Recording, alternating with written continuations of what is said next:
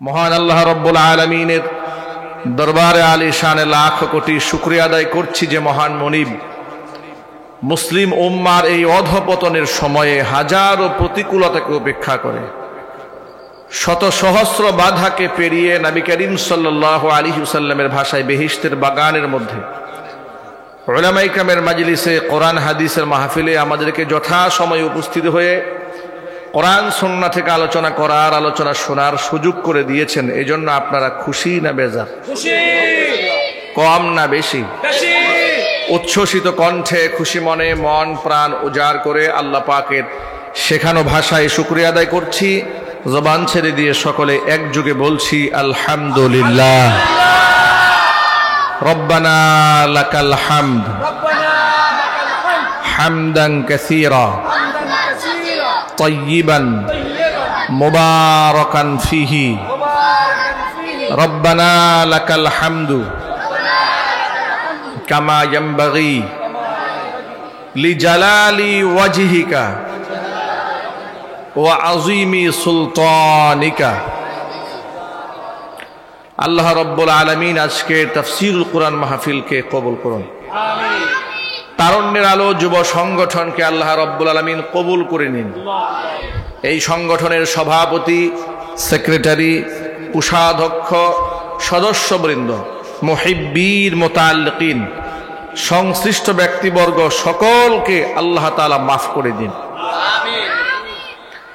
অত্র এলাকার সমস্ত মুর্দেগানের কবর আযাব আল্লাহ পাক কিয়ামত পর্যন্ত বন্ধ করে দিন। কাল হাসরের কঠিন ময়দানে এই আয়োজন আল্লাহ পাক আমাদের সকলের নাজাতের জারিয়া হিসেবে কবুল করুন। আজকে আপনাদের সামনে কোরআনে কারীম থেকে যে আয়াতে কারীমাগুলো আমি তেলাওয়াত করেছি, কোরআনের সারমর্মগুলো খুব সাবলীল ভাষায় সহজলভ্যভাবে আমার মুসলিম ভাইদের সামনে, মা বোনদের সামনে, সকলের সামনে উপস্থাপন করার তৌফিক আল্লাহ পাক আমাকে দান করেন। কোরআনে কারীমের নূর সিনায় ধারণ করে বাড়ি ফিরতে পারি, সেই তৌফিক যেন আল্লাহ পাক আমাদের দান করেন।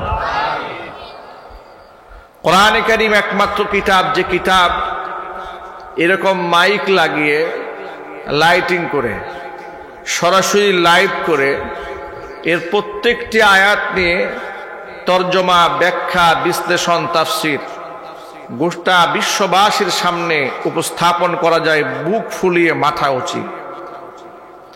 আসমানের নিচে জমিনের উপরে একমাত্র নির্ভুল কিতাব, যা বুদ্ধিভিত্তিক কিংবা বৈজ্ঞানিক দৃষ্টিকোণ থেকে গবেষণা করেও পৃথিবীর সমস্ত মানুষ একত্রিত হয়ে কোরআনে কারীমের একটি আয়াতের, একটি শব্দের, একটি হারফের ভুল ধরতে পারবে না। কোরআন হচ্ছে সেই কিতাব ১৫০০ বছর আগে যে কিতাব নাজিল হয়ে অন্ধকারে ডুবে থাকা মানুষদেরকে সোনার মানুষে পরিণত করে দিয়েছিলেন। এমন সোনার মানুষে কোরআনের সান্নিধ্যে তারা পরিণত হয়েছিলেন। নবী করিম সাল্লাল্লাহু আলাইহি ওয়াসাল্লাম বলেছেন, খায়রুল কুরুনি কারনি সুম্মাল্লাযীনা ইয়ালুনাহুম সুম্মাল্লাযীনা ইয়ালুনাহুম। পৃথিবীর মধ্যে শ্রেষ্ঠ যুগ হচ্ছে আমি মুহাম্মদ সাল্লাল্লাহু আলাইহি ওয়াসাল্লামের যুগ। যে যুগে একটা নারী নিরাপত্তা নিয়ে শত শত কিলোমিটার চলেছে, তার দিকে চোখ রাঙিয়ে তাকানোর ক্ষমতা কারো ছিল না। মানুষ দরজা জানালা খুলে বিত্ত বৈভব, টাকা পয়সা নিয়ে রাত্রি যাপন করেছে, কোনো চোর ডাকার বাড়িতে এসে হানা দেয়নি। সম্পদশালী ব্যক্তিরা যাকাতের টাকা নিয়ে ঘুরে বেরিয়েছে। যে আদর্শিত ব্যক্তিরা এমন সমাজ বিনির্মাণ করতে সক্ষম হয়েছিলেন, যাকাত দেওয়ার জন্য লোকেরা, ধনীরা ঘুরে বেরিয়েছে, যাকাত নেওয়ার লোক খুঁজে পাওয়া যেত না, ফকির মিসকিন খুঁজে পাওয়া যেত না। সমাজের বৈষম্য দূর করে দিয়েছিলেন ইসলাম। সাদা কালো মানুষের ব্যবধান দূর করে দিয়েছিল ইসলাম। ধনী গরিবের আকাশচুম্বী ব্যবধানকে মিটিয়ে দিয়েছিল ইসলাম। দাস এবং মনিবের সম্পর্ককে ছিন্ন করে দিয়ে ভাই ভাই সম্পর্ক সৃষ্টি করে দিয়েছিল ইসলাম। অর্থনৈতিকভাবে এমন একটি সুন্দর অর্থনীতি গোটা জাতিকে উপহার দিয়েছিল ইসলাম, যেখানে সুদকে হারাম করে দিয়ে যাকাত ভিত্তিক অর্থ ব্যবস্থা ফরজ করে দেওয়া হয়েছিল। চিৎকার দিয়ে এখন আল্লাহু আকবার। আশ্চর্যের ব্যাপার হচ্ছে, দুঃখজনক সত্য হচ্ছে, সেই কিতাব আজও অবধি আমাদের মাঝে হুবহু যেভাবে নাজিল হয়েছে সেভাবে সংরক্ষিত আছে না নাই? সবাই একটু জোরে বলেন। সংরক্ষণটা কে করেছেন? কিন্তু এটা যেন সংরক্ষিত না থাকে এই জন্য প্রপাগান্ডা কম ছড়ানো হয়নি, প্রচেষ্টাও কম করা হয়নি, যাতে করে মানুষ কোরআনমুখী না হয়। যারা কোরআন পড়ে তাদেরকে কখনো জঙ্গিবাদ, কখনো মৌলবাদ, কখনো তালেবান, কখনো রাজাকার, কখনো দেশদ্রোহী, কিংবা কখনো রাষ্ট্রের বোঝা ইত্যাদি মিডিয়াতে প্রপাগান্ডা ছড়িয়ে বিভিন্ন সভা, সেমিনার, সিম্পোজিয়ামে তাদের আদর্শকে খুব বাজেভাবে উপস্থাপন করে সমাজ প্রেক্ষাপটকে হেয় প্রতিপন্ন করার চেষ্টা চালানো হয়েছে। স্বাধীনতার পর থেকে আজকে এই দিন পর্যন্ত যত সিনেমা, নাটক স্বাধীনতাকে কেন্দ্র করে তৈরি করা হয়েছে, সমস্ত নাটকগুলোতে দাড়ি এবং টুপিকে অবজ্ঞা করা হয়েছে, তুচ্ছ তাচ্ছিল্য করা হয়েছে। কত একটা আওয়াজ দিয়ে বলতে হবে, ঠিক কিনা? 16ই ডিসেম্বরে যেমন খুশি তেমন সাজো, যত সাংস্কৃতিক অনুষ্ঠান স্কুল, কলেজ, বিশ্ববিদ্যালয়ে হয়, সবগুলি অনুষ্ঠানে পরিকল্পিতভাবে দেশ স্বাধীন হওয়ার পর থেকে একটা গোষ্ঠী চেয়েছে যে ধর্ষকের চরিত্রে হচ্ছে তার মুখে দাড়ি থাকতে হবে, ধর্ষক মানেই হচ্ছে তার গায়ের মধ্যে সাদা জামা পরতে হবে, মাথার মধ্যে টুপি দিয়ে রাজাকার বানিয়ে এই ড্রেসআপটাকে, এই পোশাকটাকে গোটা জাতির কাছে তুচ্ছ তাচ্ছিল্য করে, ব্যঙ্গ বিদ্রুপ করে উপস্থাপন করা হয়েছে যুগ যুগ ধরে, যার ধারাবাহিকতায় আজকের এই দিন পর্যন্ত কোনো মিডিয়াতে ইসলামী সংস্কৃতির কোনো প্রশংসা করা হয় না। যত প্রশংসা হয় সব উলঙ্গ এবং বেহায়াপনার প্রশংসা হয়। বিশ্ব মানচিত্রে যারা কোরআনে কারিমের মাধ্যমে বাংলাদেশকে রিপ্রেজেন্ট করছে, সম্মানের সুউচ্চ শিখরে পৌঁছে দিচ্ছে, তাদেরকে রাষ্ট্রীয়ভাবে সংবর্ধনা অনেকাংশেই দেওয়া হয় না। মিডিয়াতে তাদের সেই বড় বড় অনুষ্ঠানগুলো লাইভ টেলিকাস্ট করা হয় না, যদিও 90 থেকে 95% মুসলমানের বাংলাদেশ বলে আমরা দাবি করি। যে দেশের রাষ্ট্র ধর্ম ইসলাম, সেই দেশের ছেলেরা আন্তর্জাতিক হিফজুল কোরআন প্রতিযোগিতায় অংশগ্রহণ করে 100-150 দেশের হাফেজ সাহেবদের সাথে কম্পিটিশন করে বাংলাদেশের লাল সবুজের পতাকা সবার উপরে স্থান করে দিয়ে গোটা বিশ্বের মধ্যে প্রত্যেক বছর 1 নাম্বার হয়ে যাচ্ছে। আল্লাহু আকবার বলে। আমাদের দেশের ছেলেরা যখন ইংল্যান্ডে গিয়ে, আমাদের দেশের ছেলেরা যখন ভারতে গিয়ে, কিংবা অন্য অন্য কোনো দেশে গিয়ে, নিউজিল্যান্ডে গিয়ে যদি কেউ ক্রিকেট খেলে, ক্রিকেট খেলায় অংশগ্রহণ করে, সেই খেলাগুলো IPL, BPL, 20, নানান T20, এগুলোর নামও আমি জানি না ভালো করে, এই খেলাগুলো সব টেলিভিশনে খুব প্রচার করা হয়, বাহবা দেওয়া হয়। ভালো করে একটা ছক্কা মারতে পারলে তার জন্য লক্ষ লক্ষ টাকা বরাদ্দ হয়ে যায়।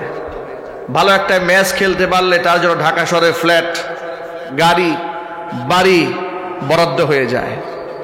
কিন্তু 5-7টা দেশের সাথে কোনো মতে জয়লাভ করে আসতে পারলে জাতির শ্রেষ্ঠ সন্তান হিসেবে আখ্যা দেওয়া হয়। কিন্তু শত শত দেশের হাফেজ সাহেবদেরকে পেছনে ফেলে 1 নাম্বার হলেও জাতির শ্রেষ্ঠ সন্তান হিসেবে রাষ্ট্রের পক্ষ থেকে উল্লেখযোগ্য কোনো বরাদ্দ তাদেরকে দেওয়া হয় না। এরা হচ্ছে নীরব ঘাতক। মুসলমানদের টাকায়, ট্যাক্সের টাকায় পরিচালিত রাষ্ট্রের সেই ট্যাক্সের টাকা দিয়ে কত কিছু চলে, কিন্তু কোরআনে কারিমের হাফেজ সাহেবরা সম্মাননা পান না।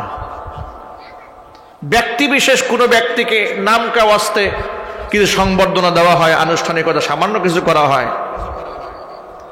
কিন্তু একজন খেলোয়াড়কে যে সম্মানটা এই দেশে দেওয়া হয়, একজন হাফেজ সাহেব কি সেই সম্মান পায়?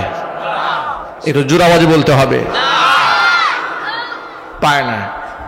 রাষ্ট্রের সমস্ত সুযোগ সুবিধা থেকে বঞ্চিত ছেলেরা কোরআনে কারিমকে বক্ষে ধারণ করে তারা বাংলাদেশকে রিপ্রেজেন্ট করছে।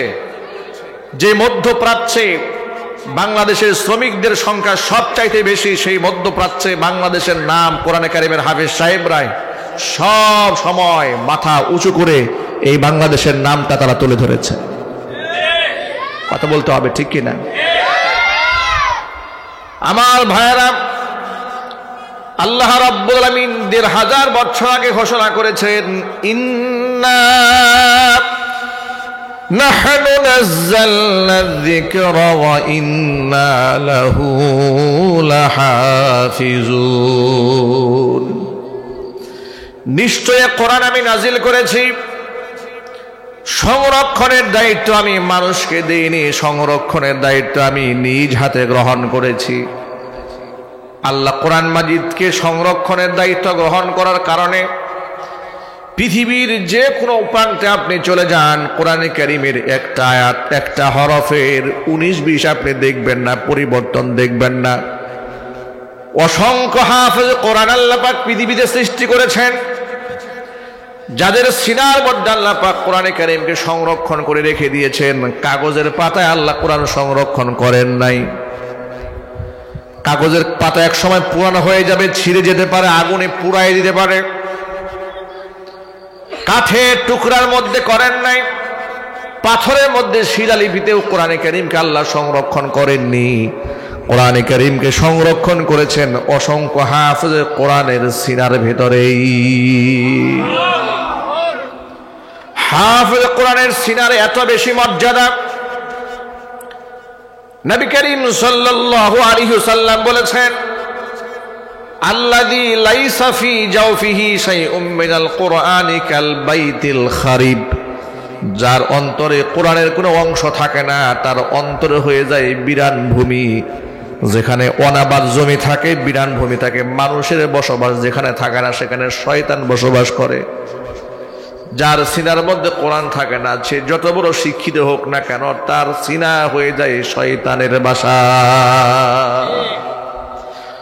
কোরআনে কারীম দক্ষতার সাথে যেই ব্যক্তি তেলাওয়াত করে, উম্মুল মুমিনিন মা আয়েশা সিদ্দিকা রাদিয়াল্লাহু তাআলা আনহা থেকে বর্ণিত হাদিস বুখারীতে এসেছে, তিনি বলেন, আল্লাহর নবী সাল্লাল্লাহু আলাইহি সাল্লাম বলেছেন, আল মাহিরু বিল কোরআনি মা'আস সাফারাতিল কিরামিল বাররা।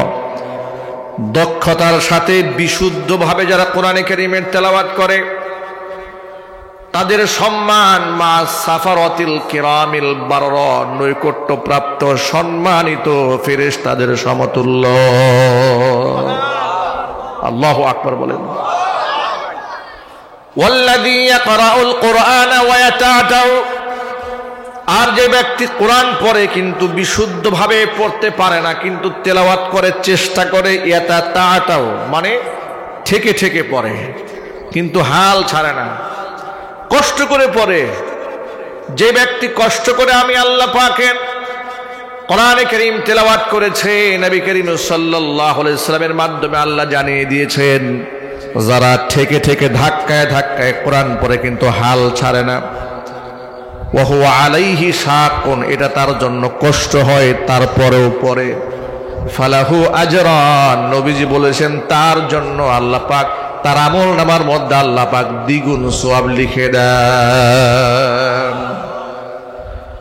কোরআনে কারীম এমন একটা মাধ্যম আল্লাহকে পাওয়ার, গোটা মুসলিম উম্মার উচিত এই কোরআন নিয়ে গর্ববোধ করা, ঠিক কিনা বলেন? জঙ্গিবাদের বই আর তালেবানের বই, রাজাকারের বই না বলে কোরআন আল্লাহ পাকের কালাম, এই কালামের ধারক এবং বাহকদেরকে সম্মান দেওয়া উচিত, মর্যাদা দেওয়া উচিত। যদিও কাফের বেঈমানদের দালালেরা, তারা কোরআন কারীমের ধারক এবং বাহকদেরকে সবসময় অপমানিত করেছে, লাঞ্ছিত করেছে, মানুষের সামনে হেয় প্রতিপন্ন করার চেষ্টা করেছে, কিন্তু তাদের চেষ্টা ব্যর্থ হয়েছে।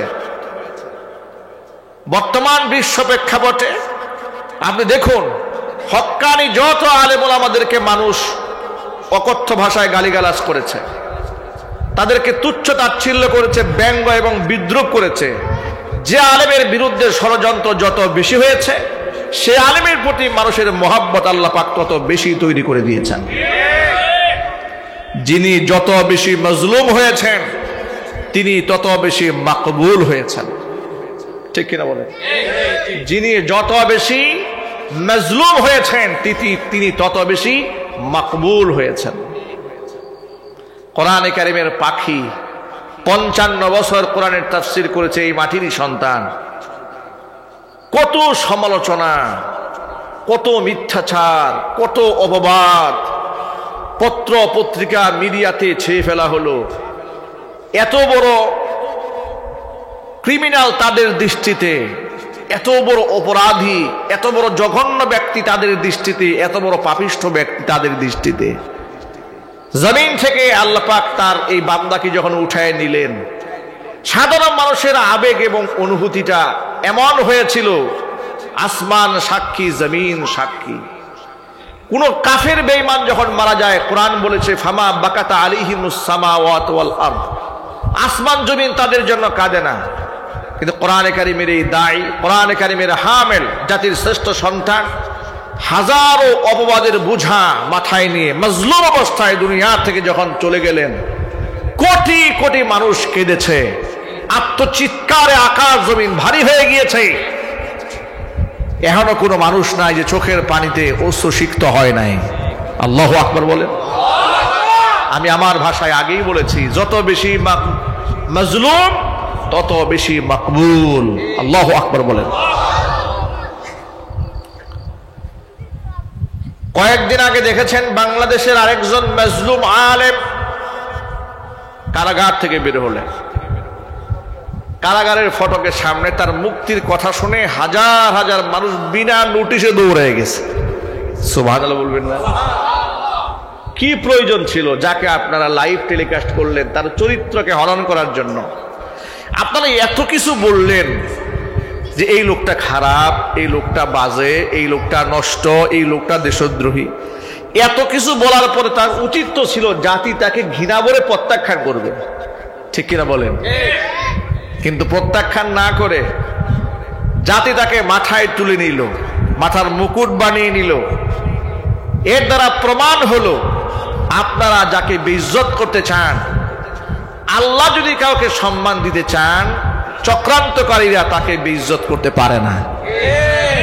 আর আল্লাহ যদি কাউকে বেইজ্জত করতে চান, পৃথিবীর সমস্ত মানুষ মিলেও তাকে সম্মান দিতে পারে না। কোরআনে কারীমের সে আয়াতটাই মনে পড়ে যায়, উলিল্লাহুম্মা মালিকাল মুলকি তুতিল মুলকা মান তাশাউ ওয়া তানজিউল মুলকা মিম্মান তাশাউ ওয়া তুইজ্জু মান তাশাউ ওয়া তুযিল্লু মান তাশাউ বিয়াদিকাল খায়র ইন্নাকা আলা কুল্লি শাইইন কাদির। নবী আপনি বলুন, আল্লাহুম্মা ওয়া আল্লাহ, মালিকাল মুলকি, তুমি রাজত্বের মালিক, তুতিল মুলকা মান তাশা, যাকে খুশি তুমি রাজত্ব দাও, ওয়া তানজিউল মুলকা মিম্মান তাশা, যার থেকে খুশি তার থেকে রাজত্ব ছিনিয়ে নাও, ওয়া তুইজ্জু মান তাশা ওয়া তুযিল্লু মান তাশা, যাকে খুশি তুমি সম্মানিত করো, যাকে খুশি তুমি অপমানিত করো। বিয়াদিকাল খায়র, সকল কল্যাণের চাবিকাঠি তোমারই হাতে।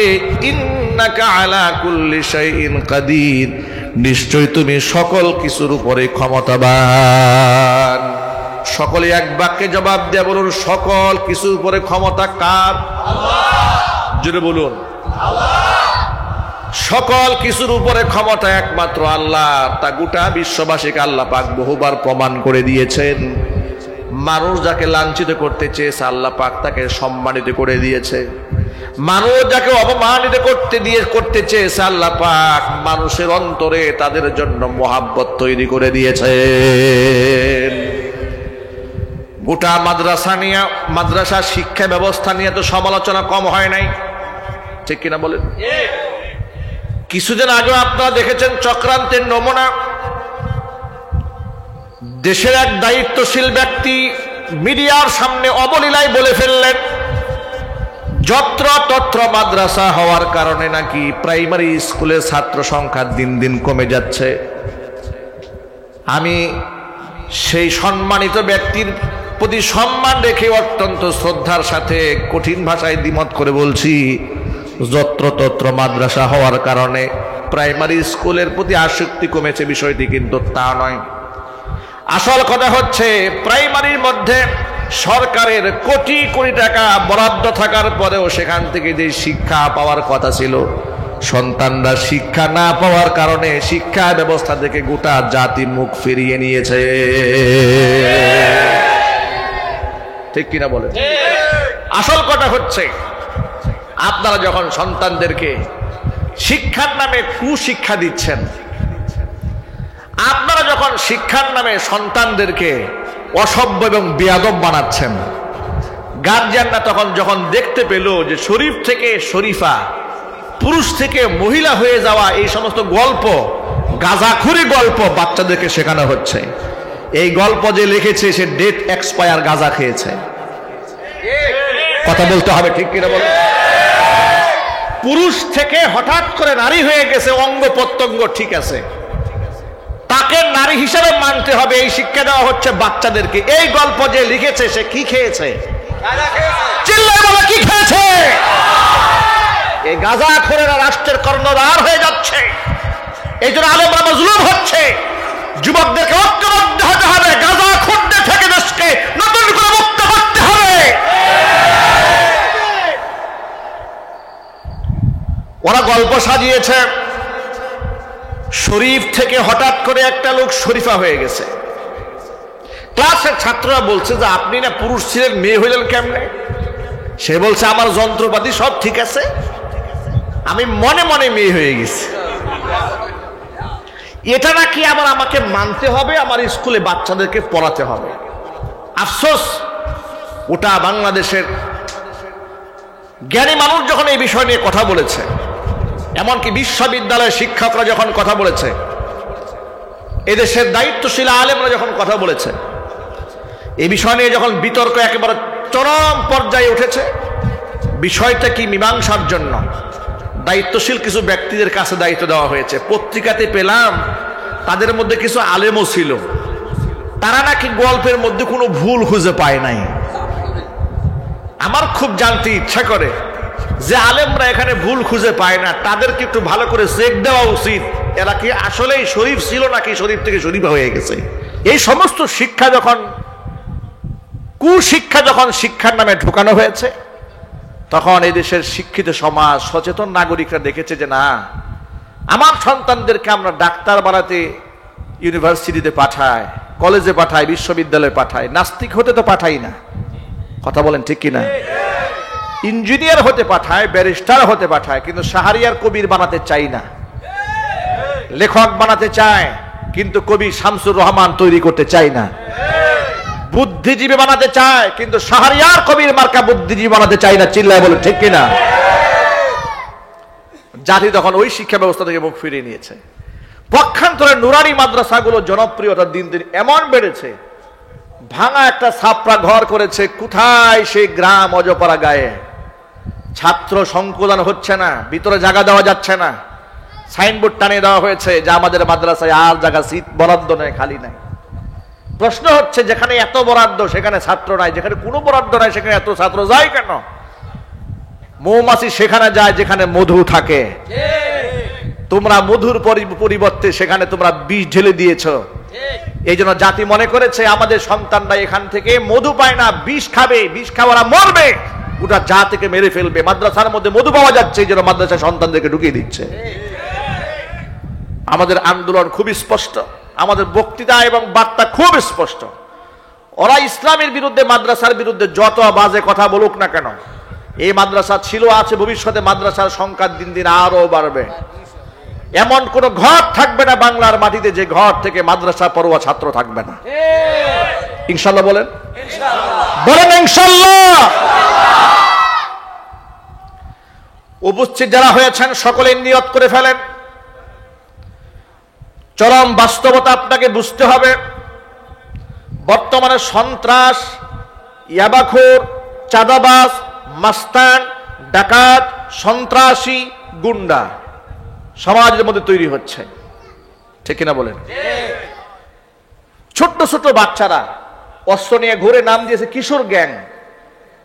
চিন্তা করতে পারেন, 12 থেকে 14 বছরের ছেলেরা অস্ত্র নিয়ে ঘুরে, নাম দিয়েছে কিশোর গ্যাং।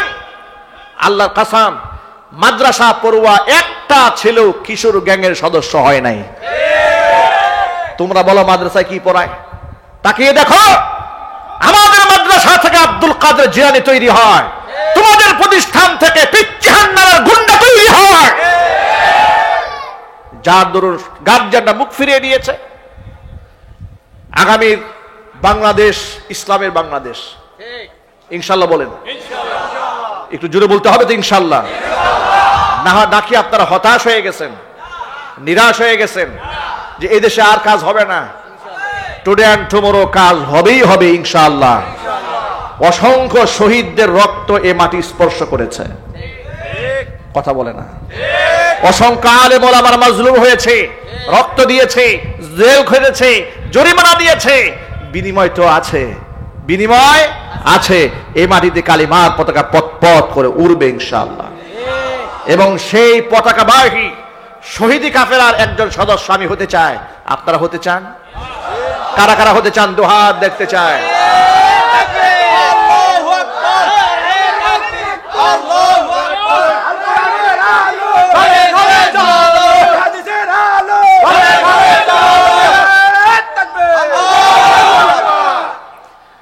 যদি আপনারা শামিল হতে চান তাহলে প্রস্তুতি গ্রহণ করেন। আপনাকে কি প্রস্তুতি গ্রহণ করতে হবে? হাদিস থেকে শুনেন, নবীজি সাল্লাল্লাহু আলাইহি ওয়াসাল্লাম বলেছেন, ইন্না হাযাল কুরআনা সাবাবুন, কোরআন হচ্ছে এমন একটা রশি, তরফুহু বিআইদিল্লাহি ওয়া তরফুহু বিআইদিকুম, এই রশির এক প্রান্ত বান্দা তোমাদের হাতে, রশির আরেক প্রান্ত মহান আল্লাহর হাতে। তোমাদের ভয়ের কোনো কারণ নাই। ইন্না হাযাল কুরআনা সাবাবুন তরফুহু বিআইদিল্লাহি ওয়া তরফুহু বিআইদিকুম, এক মাথা তো তোমাদের হাতে, আরেক মাথা রবের হাতে।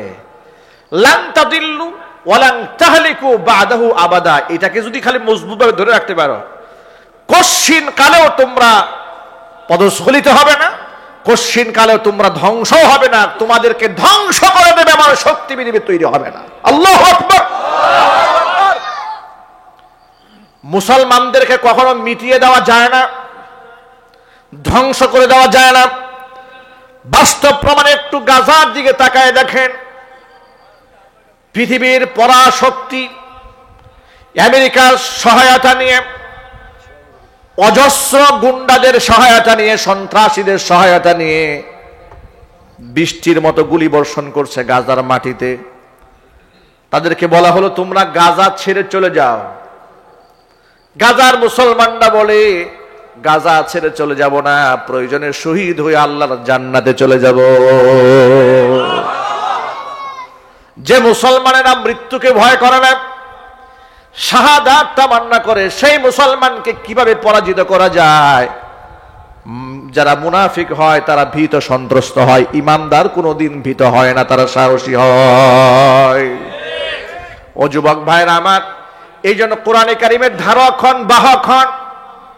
কোরআনে কারিমকে যত অবজ্ঞা তুচ্ছ তাচ্ছিল্য এদেশের মুসলমানরা বানিয়ে ফেলেছে, অনেক মুসলমান কিয়ামতের ময়দানে কোরআন কিন্তু তাদের বিরুদ্ধে সাক্ষী হয়ে দাঁড়াবে। নবী করিম সাল্লাল্লাহু আলাইহি সাল্লাম উম্মার পক্ষে যেমন সাক্ষী হবেন, আল্লাহর হাবিব কিন্তু উম্মতের বিরুদ্ধেও সাক্ষী দেবেন। এটা আমার কথা নয়, সূরা নিসার মধ্যে আল্লাহ পাক ৫ম নাম্বার পারা হিফজ কোরআনের ৩য় নম্বর পৃষ্ঠার একেবারে শেষ লাইনের মধ্যে আপনার তাকায় দেখবেন, আল্লাহ বলেছেন, ফাকাইফা ইযা জিনা মিন কুল্লি উম্মাতিন বিশাহিদিন ওয়া জিনা বিকা আলা হাউলাই শাহীদা। আল্লাহু আকবার। নবীজি সেদিন কি অবস্থা হবে আপনি একটু চিন্তা করেন। ফাকাইফা ইযা জিনা মিন কুল্লি উম্মাতিন বিশাহিদ, প্রত্যেক উম্মাহ থেকে, প্রত্যেকটা জাতি থেকে একজন সাক্ষী দিন আমি দাঁড় করাবো। ওয়াজিনা বিকা, আপনাকে আমি যেদিন নিয়ে আসবো, আলা হাউলাই শাহিদা, এদের বিরুদ্ধে সাক্ষী দেওয়ার জন্য সেদিন কি অবস্থা হবে, কি সাক্ষী আল্লাহর নবী দেবেন। ওয়াকালার রাসূল ইয়া রাব্বি ইন্না কওমি ইত্তাখাযু হাযাল কুরআনা মাহজুরা। রাসূল সেদিন কিয়ামতের দিন বলবে, রব্বুল আলামিন, আমার উম্মতের এই অংশের লোকেরা এই কোরআনটাকে পরিত্যক্ত করে ছেড়ে দিয়েছিল। জোরে কর নাউযুবিল্লাহ। যুবকেরা, কোরআনকে পরিত্যক্ত করে ছেড়ে দেওয়া যাবে না। কোরআন আমাদের গর্বের ধন, কোরআন আমাদের গর্বের প্রতীক। আল্লাহ পাক কোরআন নিয়ে সন্তুষ্ট হতে বলেছেন। মহাগ্রন্থ আল কোরআনে আল্লাহ পাক স্পষ্ট জানিয়ে দিয়েছেন, নবীজি মানুষদেরকে আপনি বলে দিন তারা যেন দুইটা নিয়ামত নিয়ে সন্তুষ্ট হয়ে যায়। কুল বিফাদলিল্লাহি ওয়া বিরহমাতিহি ফাবিযালিকা ফালইফরাহু হুয়া খায়রুম মিম্মা ইয়াজমাউন। দুইটা নিয়ামত নিয়ে মানুষ যেন খুশি হয়। কুল, ও নবী আপনি বলেন, বিফাদলিল্লাহি ওয়া বিরহমাতিহি, মানুষ যেন আমার করুণা নিয়ে, আমার রহমত নিয়ে খুশি হয়ে যায়। তাফসিরে ইবনে কাসিরের মধ্যে রাইসুল মুফাসসিরিন আব্দুল্লাহ ইবনে আব্বাস রাদিয়াল্লাহু তাআলা আনহুর বর্ণনা এসেছে, আল্লাহ পাক এখানে ফাদলুল বলতে, রহমত বলতে আল্লাহ কি বুঝিয়েছেন। তিনি বলেন ফাদলুন এবং রহমত বলতে আল্লাহ পাক কোরআন এবং ইসলামকে বুঝিয়েছেন। জোরে জোরে কোন আল্লাহু আকবার, চিৎকার দেখা আল্লাহু আকবার। তাহলে কোরআন নিয়ে আল্লাহ পাক সন্তুষ্ট থাকতে বলেছেন, ইসলাম নিয়ে আল্লাহ পাক সন্তুষ্ট থাকতে বলেছেন। যদিও আফসোস লাগে আজকে মুসলমানেরা কোরআন নিয়ে সন্তুষ্ট নয়, তারা ইংরেজি ভাষা নিয়ে বড় গর্ব করে, ডাক্তার হয়ে গর্ব করে, ইঞ্জিনিয়ার হয়ে গর্ব করে, নাস্তিক হয়ে গর্ব করে। এমনকি পহেলা বৈশাখের মধ্যে পুরুষরা নারী সেজে কাপড় পরে বাংলাদেশে গর্ব করে। জোরে জোরে বলেন নাউযুবিল্লাহ। আমি আপনাদের কাছে প্রশ্ন রাখতে চাই, এক বাক্যে জবাব দিয়ে বলেন, আসমানের নিচে জমিনের উপরে কোরআনের চাইতে দামি সম্পদ আর আছে? এটা আমার কথা নয়, আল্লাহর হাবিব রাহমাতুল লিল আলামিন বলেছেন, আল কুরআনু গিনান লা ফাকরা বাদাহু ওয়ালা গিনান দুনাহু। কোরআন এমন একটা সম্পদ, এমন একটা ধন, লা ফাকরা বাদাহু, কোরআন যদি কারো অর্জিত হয়ে যায় পৃথিবীতে তার কোনো দারিদ্রতা থাকে না। ওয়ালা গিনান দুনাহু, কোরআন ছাড়া কেউ ধনীও হতে পারে না। গোটা পৃথিবীর সব আছে, তার কাছে কোরআন নাই, সেই ব্যক্তি ধনী হতে পারে না। যেই ব্যক্তির কাছে কোরআন আছে, পৃথিবীর শ্রেষ্ঠ সম্পদ তার কাছে আছে। কোরআনে কারিমের ধারক এবং বাহক যদি কোনো সন্তান হয়, কিশোর গ্যাংয়ের সাথে জড়িত হবে না, ইয়াবাখুর হবে না, মদখুর হবে না, গাঁজাখুর হবে না, সন্ত্রাস হবে না, চান্দাবাজ হবে না, আপনার টেনশনে মাথা নষ্ট হবে না, সন্তান আপনার চোখের দিকে চোখ রাঙায় কথা বলবে না, আপনাকে বৃদ্ধাশ্রমে পাঠাবে না, আপনার সেবা করে জান্নাত কাওয়ার স্বপ্ন দেখবে। আমি বহু মাহফিলে উদাহরণ দিয়ে বলেছি, আজ বলছি আপনাদের সামনে, গোটা বিশ্বময় পরিমণ্ডলে যতগুলো বৃদ্ধাশ্রম আছে, সমস্ত বৃদ্ধাশ্রমগুলো যদি সার্চ করা হয়, বড় বড় doctor, engineer, lawyer, barrister, professor, বড় বড় শিল্পপতিদের নাম পাওয়া যাবে যাদের বাপ মা বৃদ্ধাশ্রমে আছে। আল্লাহর কসম, আল্লাহর কসম, আল্লাহর কসম, 3 বার বললাম, আমাকে কাফারা দিতে হবে না, হলফ করে বললাম, একজন হাফেজের মা, একজন আলেমের বাবা গোটা পৃথিবীর বিশ্ব পরিমণ্ডলে বৃদ্ধাশ্রমে খুঁজে পাওয়া যাবে না। এই আদর্শ শিক্ষা দেওয়া হয়েছে মাদ্রাসায়। মাদ্রাসায় শুধু ইলম শিক্ষা দেওয়া হয় না, তালিমের সাথে তরবিয়ত শিক্ষা দেওয়া হয়। তাদেরকে মানুষের মতো মানুষ হওয়া শিখিয়ে দেওয়া হয়। যার দরুন একই বয়সের সন্তান রাতের গভীর রজনীতে যখন নারী নিয়ে ফুর্তি করে, ওই বয়সের সন্তান মাদ্রাসায় তাহাজ্জুদের নামাজে সিজদায় পড়ে চোখের পানি ছাড়ে।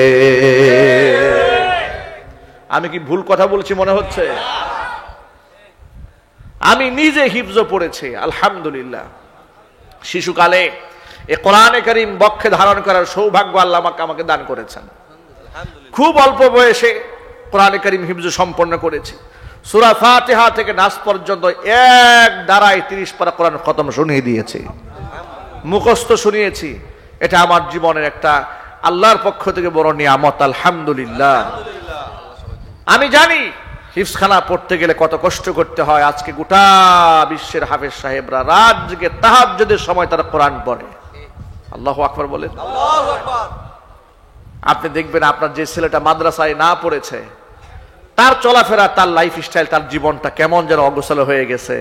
সে কেমন যেন মেয়েদেরকে নিয়ে ফুর্তি করতে চায়, সে যেন কেমন সিরা ফাটা প্যান্ট পরতে চায়, কেমন যেন তার গা থেকে সিগারেটের দুর্গন্ধ আসে।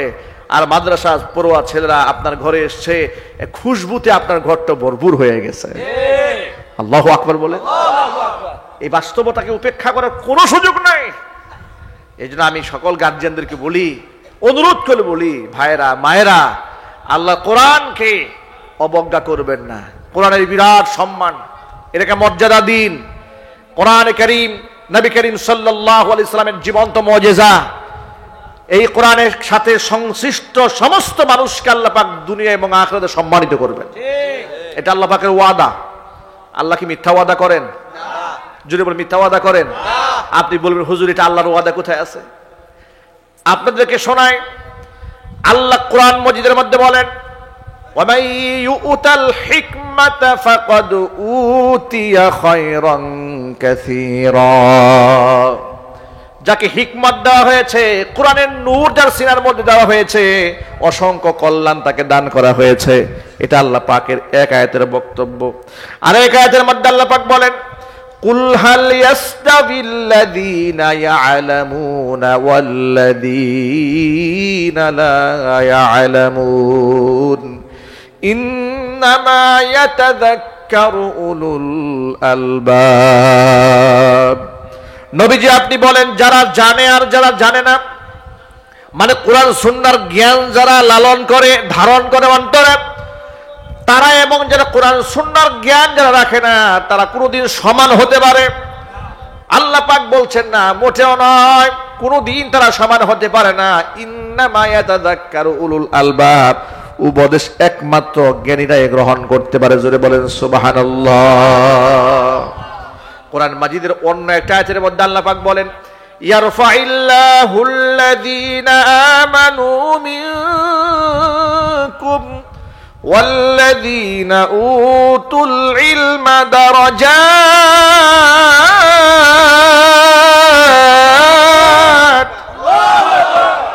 আল্লাহ পাক বলেন, সম্মান আমি বাড়ায় দেব। ইয়ারফাইল্লাহুল্লাযীনা আমানু মিনকুম, তোমাদের মধ্যে যারা ঈমানদার তাদেরকে আমি সম্মান বাড়ায় দেব। ওয়াল্লাযীনা উতুল ইলমা দারাজাত, যাদেরকে ইলম দান করা হয় তাদের মর্যাদা আমি আল্লাহ পাক বহুগুণে বাড়ায় দেব। দুনিয়ার কোন ডাক্তার, কোন ইঞ্জিনিয়ার, কোন লয়ার, কোন ব্যারিস্টার, কোন প্রফেসরকে লোকেরা বলে না, ডাক্তার সাহেব আপনি আমার মাথায় একটু ফু দিয়ে দেন, আপনি আমার হাতে একটু হাত রাখেন, আপনি আমার ঘরের মধ্যে একটু পা রাখেন, আমার ঘরে বারাকা আসবে, আমার ঘরে আল্লাহর রহমত আসবে। এই যে আমার মতো নগণ্য, না খান্ডা, না খাস্তা, একেবারে গুনাহগার বান্দা, আমি স্টেজে বসলাম, মুরব্বী একজন আসলেন, হুজুর মাথা একটু ফু দিয়ে দেন। সুবহানাল্লাহ বলবেন না? দেখেছেন আলেমদের একটা ফুয়ের মানুষের মহব্বত কত, কত ভালোবাসা। চেনেন না, জানেন না, রক্তের আত্মীয়তাও নন, কিন্তু আলেমের প্রতি মানুষের শ্রদ্ধা। হুজুর মাথা একটু ফু দেন, মাথা একটু হাত লাগায় দেন। আমি গত দুদিন আগে দেশের বাইরে সফর করে এসেছি মালয়েশিয়াতে। আমাদের সেখানে দুইটা প্রোগ্রাম ছিল কুয়ালালামপুর সিটিতে। বিদেশের বাড়িতে, বিদেশের মাটিতে আমরা গেছি। এখানকার প্রবাসীরা আমাদেরকে দাওয়াত করেছে মাহফিলে। সেখানে যাওয়ার পরে প্রবাসী ভাইরা বিভিন্ন জায়গা থেকে লোকেরা জমায়েত হয়েছে। বিদেশের মাটিতে আমাদের প্রোগ্রাম শোনার জন্য অসংখ্য লোক জমা হয়েছে। লোকেরা দৌড়ে আসছে, হুজুর আমার ছেলে দেশে স্কুলে পড়ছে, পরীক্ষার্থী, একটু দোয়া করেন। হুজুর আমার মেয়েটা অসুস্থ, একটু দোয়া করেন। মাথার টুপিটা খুলে দিয়ে বলছে, হুজুর আপনার হাতটা একটু মাথার মধ্যে রাখেন। আমার মসজিদে এক মুসল্লি প্রত্যেক জুমাবার নামাজ শেষে এসে আমাকে বলে, হুজুর আমার পিঠের মধ্যে সব সময় কেমন যেন গোশত নড়াচড়া করে, অস্বস্তি লাগে, আপনি আপনার হাতটা দিয়ে একটু ধরে রাখেন তো। প্রত্যেক শুক্রবার তার পিঠটা আমি হাত দিয়ে দেই। আর কিছু মুসল্লি আছে, হুজুর আপনার হাতটা আমার একটু বুকের মধ্যে ধরে রাখেন তো, আল্লাহু আকবার বলবেন না? আচ্ছা, আমি মনে মনে চিন্তা করি, আমার মতে একটা আদনা গুনাহগার মানুষের প্রতি মানুষের এমন মহব্বত, এত ভালোবাসা, এই মহব্বত যতটুকু অর্জিত হয়েছে একমাত্র আল্লাহ পাকের কোরআনের কথা বলার কারণেই অর্জিত হয়েছে। সুতরাং সম্মানের মালিক তো আল্লাহ, ইজ্জত দেওয়ার মালিক কে? আল্লাহ। মদিনাতুল মুনাওয়ারাতে আমরা হজ পালন করতে গেছি। মসজিদ নববীর সামনে Taiba super market, Taiba super মার্কেটে ঢুকেছি। হজ থেকে ফিরে আসার সময় কিছু কেনাকাটা করতে হয়, মহব্বতের লোকজন থাকে। তাইবা মার্কেটে অধিকাংশ মানুষ চট্টগ্রাম জেলার সাতকানিয়া উপজেলার, বেশিরভাগ মানুষ তারা। আসার পরে সেখানে ঢুকলাম, ঢোকার পরে অসংখ্য লোক আমাদেরকে ঘেরা দিয়ে দাঁড়িয়ে আছে। একজন বলে, হুজুর আগামীকাল জোহরে আমার পক্ষ থেকে দাওয়াত, একজন বলে সন্ধ্যার দাওয়াত দাও আমাদের, সকালের নাস্তার দাওয়াতটা আমার, এরকম করে খুব ভাগাভাগি করছে। আর অসংখ্য মানুষ দোকানদারি বাদ দিয়ে সব আমাদেরকে ভিড় জমায় দাঁড়ায় আছে। একজন বলেই ফেললেন, নাম তার আব্দুল মান্নান, বলেন হুজুর আমাদের এখানে কত এমপিরা আসে, মন্ত্রীরা আসে, আমরা কিন্তু এরকম ভিড় জমাই না। অনেক মন্ত্রীরা এখানে আসে, উমরা করতে আসে, হজ পালন করতে আসে, আমরা ফিরেও টাকাই না। কিন্তু আপনারা এসছেন, দেখেন আপনি আসছেন, পুরা দোকানদার সব ফেলে দিয়ে সব দোকানদার ঝাঁপায়ে পড়েছে। কত মোহাব্বত আলেমদের প্রতি, কত ভালোবাসা আলেমদের প্রতি। আল্লাহু আকবার বলবেন না? এই মোহাব্বত কে দিয়েছেন বলেন তো? চিল্লায় বলেন। কেন? ওরা না দাড়ি টুপিকে হেয় প্রতিপন্ন করে টেলিভিশনে, এত হেয় প্রতিপন্ন করার পরে ওদের কথা মানুষ নেয় না। ওরা জানে জাতির শ্রেষ্ঠ সন্তান ওলামায়ে কেরাম, যারা দুর্নীতি করে মালয়েশিয়াতে সেকেন্ড হোম বানায় না, ইউরোপ আমেরিকায় পাড়ি জমায় না, রাষ্ট্রকে তারা দিল থেকে ভালোবাসে, যা করে দেশের মাটিতেই করে, বিদেশের মাটিতে আলেমরা টাকা পাচারও করে না। জাতির শ্রেষ্ঠ সন্তান ওলামারা। আল্লাহু আকবার বলেন। সুতরাং আমি আমার সকল ভাইদেরকে হাদিসের ভাষায় একটা নসিহত করব। এটা আমার নসিহত না, নসিহত আমি নকল করছি। আল্লাহ নবী সাল্লাল্লাহু আলাইহি সাল্লাম বলেছেন, পয়েন্টগুলো খেয়াল করবেন। আল্লাহ নবী বলেন, কুন আলিমান, সম্ভব হলে নিজে তুমি আলেম হয়ে যাও। যেহেতু আলেমদের অনেক মর্তবা, অনেক মর্যাদা। কত মর্যাদা? ফাদলুল আলিমি আলাল আবিদি কাফাদলি আলা আদনাকুম। ও সাহাবীরা শোনো, তোমাদের সাহাবীদের মধ্যে সবচেয়ে নিম্নতবকার সাহাবীর উপর আমি নবীর মর্যাদা যেমন, একজন আবেদের উপরে একজন আলেমের মর্তবা ঠিক তেমন। ভাবা যায় এ কথার গুরুত্ব কত, এ কথার গভীরতা কত। সাহাবীরা তোমাদের মধ্যে আবু বকর আর উমরের মতো সাহাবী নন, একেবারে সবচেয়ে আদনা তবকার সাহাবীর উপর আমি নবীর মর্যাদা যত বড়, একজন আবেদ। আবেদ মানে সাধারণ মুসল্লি না। আবেদ কাকে বলা হয়? নামাজ কাজা করে তা আবেদ বলা হয় নাকি? রোজা রাখে না, মিথ্যা কথা বলে, ঘুষ খায়, চুরি করে, জিনা ব্যভিচার করে না। আবেদ ফাসেক নয়, ফুজ্জার নয়, পাপিষ্ঠ ব্যক্তি নয়। একজন আবেদ যার ফরজ ঠিক থাকে, ওয়াজিব ঠিক থাকে, মুস্তাহাব্বাত ঠিক থাকে। আবেদ কাকে বলা হয়? যার ইবাদতের কথা মানুষের মুখে মুখে থাকে। সুবহানাল্লাহ। এই রকম একজন আবেদ ব্যক্তির উপরে একজন আলেমের মর্তবা ঠিক তেমন, যেমন আমি নবী মুহাম্মদ সাল্লাল্লাহু আলাইহি ওয়াসাল্লামের মর্তবা একজন আদনা সাহাবীর উপর। সুতরাং কোন আলিমান, তুমি আলেম হও। যদি আলেম হতে না পারো, আও মুতাআল্লিমান, আলেমের ছাত্র হয়ে যাও। আলেমের কি হও? কয় নাম্বার এটা? 2 নাম্বার। এই মান নাম্বারগুলো মনে রাখবেন। 1 নাম্বার কোন আলিমান, নিজে আলেম হও। আলেম হতে পারো নাই, 2 নাম্বার আও মুতাআল্লিমান, আলেমের ছাত্র হয়ে যাও। তাও যদি না পারো, 3 নাম্বার আও মুস্তামিআন, আলেমের শ্রোতা হও। আলেমের কথাগুলো গভীর মনোযোগ সহকারে শোনো, তার কথা নিয়ে সমালোচনা করার চিন্তা ভাবনা করো না। আফসোস লাগে, মসজিদের ইমাম সাহেব খুতবা দেন, বয়ান করে, নামাজ শেষে মুসলিম উম্মার জন্য ইমাম সাহেব দোয়া করে, আল্লাহর কাছে মাগফিরাতের দোয়া করে বলে, আল্লাহ আমার সকল মুসল্লি ভাইদেরকে তুমি ক্ষমা করে দাও, আল্লাহ আমাদের মসজিদের ভিতরে বাহিরে সকলকে তুমি মাফ করো। এইভাবে 5 ওয়াক্ত নামাজ ইমাম সাহেব দোয়া করে মুসল্লিদের জন্য, আর সেই মুসল্লি চায়ের দোকানে বসে বিড়ি টানে আর ইমামের সমালোচনা করে। কথা বলতে হবে তো, ঠিক না বলে? যে ইমাম সাহেব 5 ওয়াক্ত নামাজে তোমার জন্য আল্লাহর কাছে মাগফিরাতের দোয়া করে, আর তুমি চায়ের দোকানে বসে বিড়ি টানো আর সেই ইমাম সাহেবের সমালোচনা করো, তোমার চেয়ে কপাল পুরো হতভাগা আর নাই। তুমি কার সমালোচনা করছো? তুমি আবার বলো যে সব মাসলা কি হুজুররা জানে, আমরা কিছু জানি না। সূরা ফাতিহা না থাকলে কি হবে? ঈমান খুব মজবুত, ঠিক কিনা বলেন? নামাজ না পড়লে কি হবে? আমি কিন্তু লোক খারাপ না, খুব ভালো লোক, নামাজটা পড়ে না।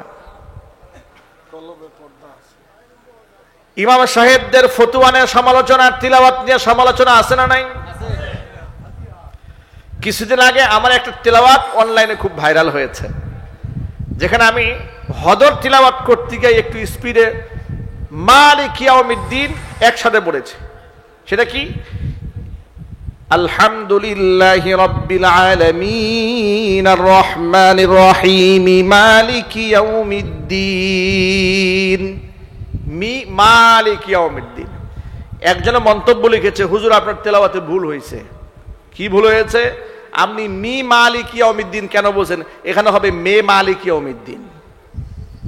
আচ্ছা আপনারা বলেন, সে যে মন্তব্য লিখলো বুঝে নাকি না বুঝে? না বুঝে, মানে সমালোচনা একটা করতে হবে, সে সমালোচনা একটা লিখে দিয়েছে। এরপরে অনেক লোকেরা তাকে বলেছে যে তুমি আদার ব্যাপারী হয়ে জাহাজের খবর নাও, তোমার লেখাপড়ার খবর নাই, তাজবিদের কোনো জ্ঞান নাই, তুমি লেখাপড়া করো নাই, কারি সাহেব নাও, তুমি হুজুরের তিলাওয়াতে ভুল ধরে বসে আছো, ইত্যাদি ইত্যাদি। এটা হচ্ছে কিছু লোকের স্বভাব, জেনে কিংবা না জেনে, বুঝে কিংবা না বুঝে ইমাম সাহেবদের আলেমদের সমালোচনা করবে। আছে না নাই? শুধু পিরোজপুরে নাই, পিরোজপুরে আছে নাকি? সব জায়গাতে আছে। কারণ শয়তান তো আর পিরোজপুর থেকে রিটায়ার্ড করে নাই, করছে নাকি?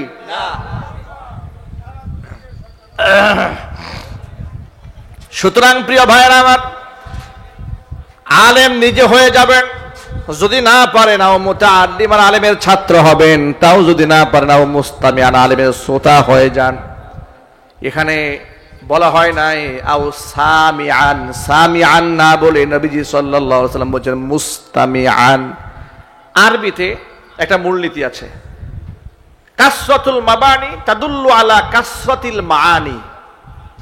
সিন মিম আইন মূল ধাতু, সামিআ ইয়াসমাউ সামান। এই সামা মানে হচ্ছে স্বাভাবিকভাবে কান দিয়ে শ্রবণ করা, আর ইস্তিমাউন মানে হচ্ছে ইস্তামা ইয়াস্তামিউ ইস্তিমান, বাবুল ইস্তিফাল থেকে। এখানে শব্দের আধিক্য আছে, হরফের আধিক্যতা থাকার কারণে এর অর্থ বেশি বোঝানো হয়। সেটা কি? সেটা হচ্ছে সামিয়া ইয়াসমা মানে হচ্ছে আপনি রাস্তা দিয়ে যাচ্ছেন, কানের মধ্যে আওয়াজ শুনেছেন, অমুকে গান বাজে, অমুকে চিৎকার দিচ্ছে, এটা একটা এক প্রকারে শুনেছেন।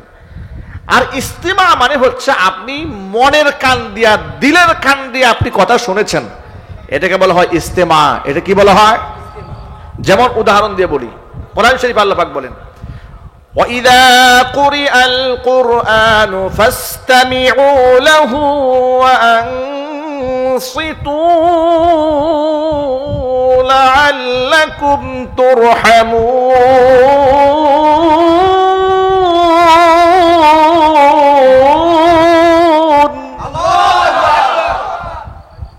إِذَا قُرِئَ الْقُرْآنُ, যখন কোরআনে কারীমের তিলাওয়াত করা হয়, ফাস্তামিউ লাহু ওয়া আনসিতু, দুইটা কাজ তোমাদের জন্য অবধারিত হয়ে যায়। একটা কাজ হচ্ছে ফাস্তামিউ লাহু, গভীর মনোযোগ সহকারে শুনবে, ওয়া আনসিতু, এবং চুপ হয়ে যাবে। কোরআনে কারীমের তেলাওয়াত যেখানে হবে কোনো কথা সেখানে উচ্চারণ করা যাবে না। জোরে জোরে কোন সুবহানাল্লাহ। কোরআনে কারীমের তেলাওয়াত যখন করা হবে গভীর মনোযোগ সহকারে শুনতে হবে। কে বলছেন? আল্লাহ। কে বলছেন? আল্লাহ। এই যে এখানে আল্লাহ বললেন, আল্লাহ বলেন নাই ফাসমাউ, তুমি তাহলে শুনবে না। এই শোনা হলে আপনি রাস্তা দিয়ে যাচ্ছেন, কোরআন তেলাওয়াত হচ্ছে, একটু শুনলেন, এটার নাম শোনা। আর ইস্তিমা মানে হচ্ছে যে আপনি একেবারে ধীর স্থির হয়ে চুপচাপ থেকে আপনি ওই কথাগুলো কান দিয়ে ঢুকাচ্ছেন, হৃদয়ের কান দিয়ে আপনি শুনছেন, যাতে করে আপনি বলতে পারেন উনি কি বলেছে। সুবহানাল্লাহ বলেন। আর যদি আপনি বলতে না পারেন তাহলে শুধু শুনেছেন, মনোযোগ সহকারে শোনেন নাই। আমার প্রিয় বন্ধুগণ, আল্লাহ নবী সাল্লাল্লাহু আলাইহি সাল্লাম বলেছেন, তুমি যে আলেমের শ্রোতা হবে এমন শ্রোতা হয়ো না হুজুর জুমার দিন শুক্রবারে বয়ান করে আর তুমি বারান্দায় বসে বসে খালি ঘড়ির টাইম দেখো, বয়ান শেষ হয় না কেন? একটা মুসল্লিও নাই পিরোজপুরে এরকম, কোন কারণে 5 মিনিট খুতবাই লেট, হুজুরের একদিন ওই মুসল্লির একদিন। নামাজ শেষ হওয়ার পরে চিৎকার দেওয়া, হুজুর পরের বাড়ি খান তো দায়িত্ব নাই, আমাদের তো বহুত টেনশন, খুতবা এত লম্বা কেন? এই মুসল্লি আছে না নাই? আল্লাহ যেন হেদায়েত দান করেন। খতিব সাহেব বয়ান করবেন, গভীর মনোযোগ সহকারে শুনবেন। নবী সাল্লাল্লাহু আলাইহি ওয়াসাল্লাম বলেছেন, কোন আলিম, মানে 1 নাম্বার সম্ভব হলে নিজে আলেম হও, যদি না পারো মুতাআল্লিমান, আলেমের ছাত্র হয়ে যাও, যদি না পারো মুস্তামিয়ান, অথবা তুমি আলেমের শ্রোতা হয়ে যাও, তার ফ্যান ফলোয়ার হও। 4 নাম্বার হচ্ছে মুহিব্বান, আলেমকে অন্তর দিয়ে মহব্বত করো, আলেমকে ভালোবেসো। খবরদার ওয়ালা তাকুনিল খামিস, তুমি 5 নাম্বার হইও না ফাতাহালিক, তাহলে তুমি ধ্বংস হয়ে যাবে। এর মানে হচ্ছে খবরদার তুমি আলেম বিদ্বেষী হয়ে যাও না, তাহলে তুমি ধ্বংস হয়ে যাবে। আলেম বিদ্বেষীরা ধ্বংস হবে, এটা আমি বলেছি না, নবীজি সাল্লাল্লাহু আলাইহি সাল্লাম বলেছেন। এক বাক্যে জবাব দিয়ে বলেন, আল্লাহ রাসূল মিথ্যা কথা বলেন, অমূলক কথা বলেন, অহেতুক কথা বলেছেন, বাজে কথা বলেছেন? এর বাস্তবতা আসমান সাক্ষী, জমিন সাক্ষী, চাঁদ সূরজ সাক্ষী। আলেমের বিরোধিতা যারাই জমিনে করেছে তারাই অপমানিত হয়েছে, লাঞ্ছিত হয়েছে। কথা বলতে হবে, ঠিক কিনা? বাংলাদেশের এক কুখ্যাত নেতা, জামালপুর সরিষাবাড়ি এলাকায় বাড়ি, তিনি আলেমদেরকে নিয়ে এত ফাহেসা কথা বলেছেন মাইকের সামনে, মিডিয়ার সামনে, আলেমদেরকে তুচ্ছ তাচ্ছিল্য, এই বৃদ্ধাঙ্গুলি এরকম করে দেখিয়ে বলেছেন। ওর মতো বেয়াদবি কথা কেউ বলে নাই। বলেছে এরকম গুনার টাইম নাই, আলেমদের গুনার টাইম নাই, বলে নাই? আঙ্গুল দেখায় দেখায় বলেছে আলেমদের গুনার টাইম নাই। আমি বলবো না তার মুখের শব্দগুলো, আমার ভাষায় এগুলো আসবে না, এমন নিকৃষ্ট শব্দ আমাদের জবান থেকে উচ্চারিত হয় না, আলহামদুলিল্লাহ। সে বলেছে আলেমদের গুনার টাইম নাই। এরপরে দেশের বিখ্যাত একজন মাজলুম আলেমকে খুব ফাহেসা ভাষায় চরিত্রহীন বলে গালি দিয়েছে। গালি দেওয়া ঠিক 1 সপ্তাহের মাথায় আল্লাহ পাক তার কল রেকর্ড ফাঁস করে দিলেন। গুরা জাতির সামনে প্রমাণিত হলো একজন আলেম লম্পট নয়, আলেমকে যে লম্পট বলে গালি দিয়েছে সে জাতীয় লম্পট। এখন তার সব শেষ, তার মন্ত্রীগিরি শেষ, তার এমপিগিরি শেষ, ক্ষমতার দাপট শেষ। এখন সে টাকলা ভিক্ষা করে বেড়ায় রাস্তাঘাটে। কথা বলতে হবে, ঠিক কিনা বলেন? এখান থেকে গোটা জাতির শিক্ষা আছে না নাই? যদি বলতে হবে আছে না নাই? এখনো পর্যন্ত যারা আলেমদেরকে নিয়ে তিরিং বিরিং করেন তারা টাকলাকে দেখে শিক্ষা গ্রহণ করেন, তা না হলে ওর যে দশা হয়েছে ওর থেকে করুণ দশা তোমার কপালে জুটবে। প্রিয় ভাইরা, এজন্য হাজারো চক্রান্তের পরে মূল কথা হচ্ছে, মুদ্রা কথা হচ্ছে, আল্লাহ যা চান সেটাই হয়। ওমা তাশাউনা ইল্লা আইয়াশা আল্লাহু রাব্বুল আলামিন, তোমরা যা চাও তা হবে না, সেটাই হবে যেটা আমার আল্লাহ চান, ঠিক কিনা? সুতরাং আমরা আমাদের ঘরে ঘরে এক একটা করে কোরআনে কারিমের পাখি তৈরি করবো ইনশাআল্লাহ। আপনারা একটা স্বপ্ন দেখেন, আমার একটা সন্তান 30 পারা কোরআন হাফেজ হবে, আমার একটা সন্তান আলেমী দ্বীন হবে, দাঈ ইলাল্লাহ হবে। আল্লামা সাঈদী রাহিমাহুল্লাহর যোগ্য উত্তরসূরি হয়ে গোটা বিশ্বময় কোরআনের কথা বুক ফুলিয়ে মাথা উঁচিয়ে বাতিলের চোখে চোখ রেখে আল্লাহ পাকের তাওহীদের ঘোষণা দেবে। হিম্মত করা যায় না? নিয়ত আছে কার কার যে নিজের সন্তানকে আলেম বানাবো ইনশাআল্লাহ?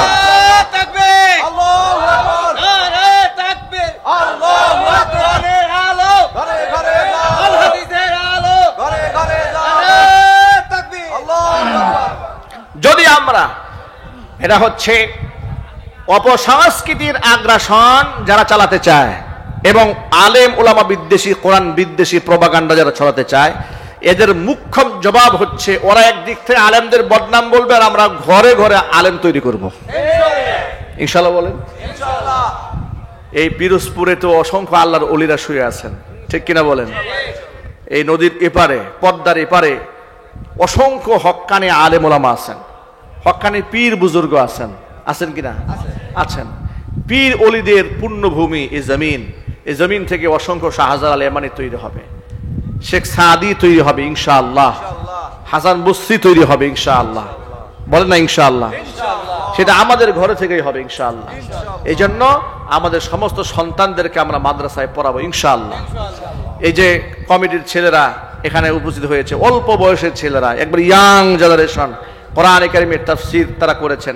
নামটাও দিয়েছে কত সুন্দর, তারুণ্যের আলো যুব সংগঠন। তারুণ্যের আলো, আল্লাহ পাক যেন তাদের গোটা জীবনটাকে আলো দিয়ে ভরপুর করে দেন। কোনো অন্ধকার যেন জীবনে না থাকে, তারা যেন নামাজি হতে পারেন, তারা যেন দিনদার হতে পারেন, ইমামদার হতে পারেন, জাতির আইডল এবং আইকন হয়ে যেতে পারেন, তারা যেন জাতির শ্রেষ্ঠ সন্তান হয়ে যেতে পারেন। আল্লাহ কবুল করেন। আমার প্রিয় ভাইয়েরা, মূল কথায় ফিরে আসি। যে কথা বলতে চেয়েছিলাম, গোটা দুনিয়ার বৃদ্ধাশ্রমগুলোর মধ্যে বড় বড় ব্যক্তিদের, শিল্পপতিদের বাপ মাদের নাম পাওয়া যায়, বাবাদের পাওয়া যায়, মাদের পাওয়া যায়, কিন্তু হাফেজ কোরআন আলেম দ্বীনের বাপ মা বৃদ্ধাশ্রমে পাওয়া যায় না। এই জন্য আমরা আমাদের সন্তানদেরকে যদি আমরা কোরআনের শিক্ষায় শিক্ষিত করতে পারি, দুনিয়াতেও সম্মানিত হব, আখিরাতেও আল্লাহ পাক আমাদেরকে সম্মানিত করে দেবেন। নবী করিম সাল্লাল্লাহু আলাইহি ওয়াসাল্লাম বলেছেন, মান ক্বারাআল কুরআনা ওয়া আমিলা বিহি, যে ব্যক্তি দুনিয়াতে কোরআনে কারীম তেলাওয়াত করবে এবং সেই অনুযায়ী আমল করবে, উলবিসা ওয়ালিদাহু তাজা ইয়াউমাল কিয়ামা দাউহু আহসানু মিন দাউইশ শামসি, কিয়ামতের দিন আল্লাহ পাক ওই কোরআনে কারীমের তেলাওয়াতকারী ব্যক্তির বাবা এবং মাকে জান্নাতের নূরের মুকুট পরাইয়া দিবেন। যে মুকুটের আলো দুনিয়ার সূর্যের আলোর চেয়ে বেশি হবে। অন্য একটা হাদিসের মধ্যে এসেছে, শুধুমাত্র মাথায় মুকুট পরায় ক্ষান্ত হবেন না। এই যে দেখবেন আমাদের সন্তানরা যখন পিএইচডি ডক্টরেট করে, তখন একটা গাউন পরে বিশ্ববিদ্যালয়ে গেলে, পরে না? ব্ল্যাক কালার গাউন পরে। কিয়ামতের মাঠে এফরন পরে। কিয়ামতের মাঠে হাফেজ কোরআনের বাবা এবং মাকে আল্লাহ জান্নাতে দুটো এফরন পরাবেন। সেই পোশাক ওয়ায়ুকসা হুল্লাতাইন, সেই পোশাক দুনিয়ার এই কালো কাপড়ের পোশাক নয়, এমন কম দামি গাউন নয়, এফরন নয়, এমন পোশাক আল্লাহ পরাবেন। নবী করিম সাল্লাল্লাহু আলাইহি ওয়াসাল্লাম বলেছেন, লা তাকুমু লাহুমাদ দুনিয়া, পৃথিবী বিক্রি করলেও একটা জামার মূল্য দেওয়া সম্ভব হবে না। সুবহানাল্লাহ। তারা অবাক বিস্ময়ে আল্লাহকে বলবে, বিমা কাসাইটা না, আল্লাহ এগুলো কেন পরাইছে আমাদের? এত দামের পোশাক আল্লাহ কেন পরালে? ফায়ুকালু লাহুমা, তাদেরকে বলা হবে, বিআখদি ওয়ালাদিকুমাল কোরআন, তোমাদের সন্তানরা কোরআন পড়েছিল বলে, হ্যাঁ, সন্তানদের যে কোরআন তোমরা শিখিয়েছিলে ওই সম্মানে আজকে তোমাদের গায়ে এই জান্নাতের পোশাক পরে দেওয়া হয়েছে। আমরা কি সম্মানিত হতে চাই না? ইনশাআল্লাহ। আল্লাহ যেন কবুল করেন, জোরে বলেন আমিন। আর আমরা যারা এখানে বসে আছি, আল্লাহ পাকের মাহবুব পিয়ারা বান্দাদের কাতারে আমাদেরকে শামিল হয়ে যেতে হবে। কোরআনে কারীমের সূরা ফুরকান থেকে আমি 63 নম্বর আয়াতে কারিমা তেলাওয়াত করেছি, 64 নম্বর আয়াত থেকে। ওখান থেকে আমার খুব লম্বা কথা নয়, আমি এই আমার গোটা আলোচনার সার সংক্ষেপে আমি শুধু এতটুকুন বলতে চাই, কোরআনময় জীবন গড়ে আল্লাহ পাকের মাহবুব পিয়ারা বান্দাদের কাতারে আমরা শামিল হতে চাই ইনশাআল্লাহ। বলেন ইনশাআল্লাহ। আর কিছু গুণাবলী যেগুলো আল্লাহ কোরআনে বলেছেন, এগুলো নিজের মধ্যে সেট করতে চাই। যেমন আল্লাহ পাক বলেন, ওয়াইবাদুর রহমান আল্লাযীনা ইয়ামশুনা আলাল আরদি হাওনান ওয়া ইযা খাতাবাহুমুল জাহিলুন, আল্লাহু আকবার, وَإِذَا خَاطَبَهُمُ الْجَاهِلُونَ قَالُوا سَلَامًا.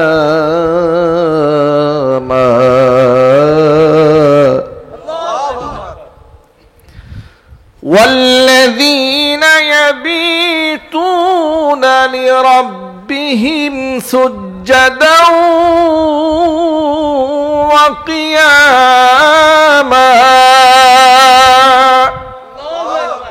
আল্লাহ পাক বলেন, ওয়া ইবাদুর রহমান, আমি আল্লাহ পাকের মাহবুব বান্দা যারা, দয়াময় আমি আল্লাহর পিয়ারা বান্দা যারা, তাদের অনন্য অসাধারণ বৈশিষ্ট্যাবলীর মধ্যে একটা বৈশিষ্ট্য হচ্ছে আল্লাযীনা ইয়ামশুনা আলাল আরদি হাওনা, জমিনের মধ্যে যখন তারা চলে বিনয় অবনত হয়ে তারা চলে, অহংকার ভরে জমিনের মধ্যে পা ফেলে না। কারণ আল্লাহর বান্দা যারা বিশ্বাস রাখে অহংকারের মালিক মানুষ নয়, অহংকারের একমাত্র মালিক কে? আল্লাহ। আল্লাহ পাক কোরআন মাজিদে বলেছেন ওয়ালাহুল কিবরিয়াউ মা ফিস সামাওয়াতি ওয়াল আরদ ওয়া হুয়াল আজিজুল হাকীম। অহংকারের একমাত্র মালিক আসমানের জমিনে একমাত্র কে? আল্লাহ। জোরে বলেন আল্লাহ। অহংকার বান্দা কিভাবে করতে পারে? হাল আতা আলাল ইনসানি হিনুম মিনাদ দাহরি লাম ইয়াকুন শাইআম মাযকুরা। এমন একটা সময় মানুষের জীবনে ছিল উল্লেখযোগ্য কোনো বিষয়বস্তু হিসেবে সে পরিগণিতই ছিল না। আমি তাকে অস্তিত্বহীন থেকে অস্তিত্বে এনেছি, সুতরাং মানুষ তো অহংকার করতে পারে না। কিসের অহংকার? টাকার অহংকার। আজকে তুমি রাজা, কালকে তুমি প্রজা, আজকে আমির কালকে ফকির। এমন অসংখ্য শিল্পপতি আছে ভিক্ষা করে দুনিয়া থেকে বিদায় হয়েছে, আবার এমন অসংখ্য ফকির আছে আল্লাহ রাব্বুল আলামিন দুনিয়া থেকে বাদশাহ বানায়া জমিন থেকে বিদায় করে দিয়েছে। আছে না নাই? সুতরাং টাকার অহংকার করা যাবে না, সৌন্দর্যতার অহংকার করা যাবে না। কিসের সৌন্দর্যতার অহংকার? কিসের সৌন্দর্যতা? এই সৌন্দর্যতা কি মানুষ বানিয়েছে? চিল্লাই বলেন না। কি ফেয়ার এন্ড লাভলি কোম্পানি বানিয়েছে? না। ইউনিলিভার কোম্পানি তৈরি করেছে? না। এই সৌন্দর্যতা স্রষ্টা কে? আল্লাহ পাক তৈরি করেছেন। ধনী গরিব কে বানিয়েছেন? আল্লাহ। আপনার আমার কিসের অহংকার? যে সৌন্দর্যতা আল্লাহ বানিয়েছেন, প্রশংসা হবে তো আল্লাহ পাকের, শ্রেষ্ঠত্ব তো আমার নয়, শ্রেষ্ঠত্ব হবে কার? আল্লাহ পাকের। কণ্ঠের বড়াই করছেন, এই কণ্ঠের আওয়াজ কে কন্ট্রোল করেন? আল্লাহ। আল্লাহ পাক কন্ট্রোল করেন। যে কিছুদিন আগে দেখেছেন সিনেমা জগতের একটা লোক, আমি কিছুদিন আগে মোবাইলে দেখেছি, নাম তার নাকি কাবিলা। হ্যাঁ, কাবিলা নাকি এটা তার নাম। তো যাই হোক, এই ভদ্রলোক এখন মুখ থেকে কোনো আওয়াজ বের হয় না, কিন্তু কথা বলতে পারেন না। কিন্তু একটা সময় ছিল সিনেমার মধ্যে খুব চিৎকার চেঁচামেচি করেছে, অশ্লীল ভাষায় কথাবার্তা বলেছে। বলে নাই? জোরে বলতে বলে নাই? বলেছে। আওয়াজ কে বন্ধ করে দিয়েছে? আল্লাহ বন্ধ করে দিয়েছে। আল্লাহ যদি চান তো আমার আওয়াজ বন্ধ করে দিতে পারেন। ঠিক কিনা বলেন? আর রহমানু আল্লামাল কোরআন খলাকাল ইনসান আল্লামাহুল বায়ান। এই যে কথা বলি, এই বয়ান এমনি আসে নাই। কে শিখিয়েছেন? আল্লাহ শিখিয়েছেন। সুতরাং আমাকে এই কণ্ঠের বড়াই করলে চলবে না, সৌন্দর্যতার বড়াই করলে চলবে না, টাকার বড়াই করা যাবে না, ক্ষমতার অহংকার করা যাবে না। ক্ষমতার অহংকার যারাই করেছে জুতা পিটা তারাই খেয়েছে, অপমানিত হয়েছে, লাঞ্ছিত হয়েছে। ঠিক কিনা বলেন? ক্ষমতার অহংকার করা যাবে না। কিসের অহংকার? কিসের বড়াই? মসজিদে যাবেন, এই যে এরকম করবেন না। অপ্রাসঙ্গিক একটা কাশি দিয়া উনি মুসল্লিদের বুঝাইছে যে আমি একজন স্যার, মসজিদে আসছি, একটু সাইড দেন। আছে না নাই? মানে অকারণে লাঠি একটা গুতা মারছে, শুধু শুধু খামোখা গিয়ে একটা কাশি মারছে, কাশি একটা দিয়েছে। সব মুসল্লি নামাজ বাদ দিয়ে তাকাই দেখে একজন সুদখোর আসছে। কথা বলে না? ভালো করে তাকায় দেখে মনে মনে বলে কি যে ঘুষ খাইছে, 100 ইঁদুরের মাথা খেয়ে বিড়াল বসছে ধ্যানে। ঠিক কিনা বলেন? না না, করবেন না এটা। একবারে গোলামের মতো মসজিদে যাবেন, এক কোনায় বসবেন, আল্লাহর কাছে কানবেন যে আল্লাহ সবচেয়ে খারাপ মানুষ আমি, আল্লাহ আমি সবচেয়ে নগণ্য, আমি সবচেয়ে বড় গুনাহগার। আল্লাহ মর্যাদা বাড়াই দেবে। সুবহানাল্লাহ বলেন। মান তাওয়াদুআ লিল্লাহ রাফাআহুল্লাহ। যেই ব্যক্তি আল্লাহর জন্য নিজেকে খুব নরম বানায় নেয়, আল্লাহ পাক তারে বড় বানায় দেয়। নবী করিম সাল্লাল্লাহু আলাইহি ওয়াসাল্লাম একটা দোয়া শিখিয়েছেন, আল্লাহুম্মা জাআলনি ফি আইনি সগীরা ওয়া ফি আয়ুনিন নাস কাবীরা। আল্লাহ আমার দৃষ্টিতে তুমি আমাকে একবার ছোট বানায় দাও, আমি যেন নিজেকে কিচ্ছু মনে না করি। আমার দৃষ্টিতে তুমি আমাকে ছোট বানাও, মানুষের দৃষ্টিতে আল্লাহ তুমি আমার বড় বানায় দাও। আল্লাহু আকবার বলবেন না?